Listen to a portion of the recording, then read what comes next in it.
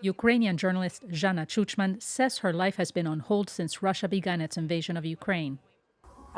Sometimes I wake up and I don't know today's date, but I do know in which day of the war we are. It is terrible.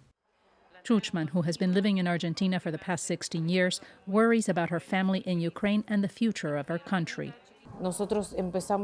We began to have a different life since this huge war began. I communicate by phone with my family, my mother and grandmother, who are in Ukraine.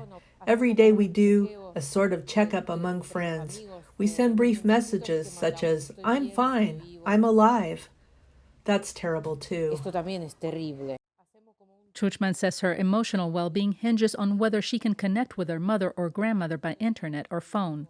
She says she fears that one day no one will answer her calls. Sometimes I spend hours calling, honestly. Many times it's not possible to communicate quickly or easily because the lines are overwhelmed.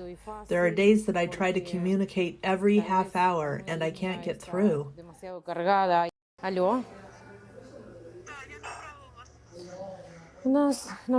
On this day, sitting in a cafe in Buenos Aires, Chuchman speaks with her sister, who safely escaped from Kyiv. I asked her how she was. My sister told me that today, again, she was not able to reach our grandmother and mother. She finally got in touch with me. She said she traveled with her daughter and grandchildren and other refugees to Poland. Her mother and grandmother were unable to leave Ukraine because of health issues. Chuchman shares her anguish. What distresses me most is that I am not there with them. I know I could help my mom and my grandmother, but I also know that from here, where I am now, I am doing the best I can for my country. Before the pandemic, Chuchman often visited her family in Ukraine. Now with the war, she wonders if she'll ever see them again. She struggles with her biggest fear: that I will not have a home to return to.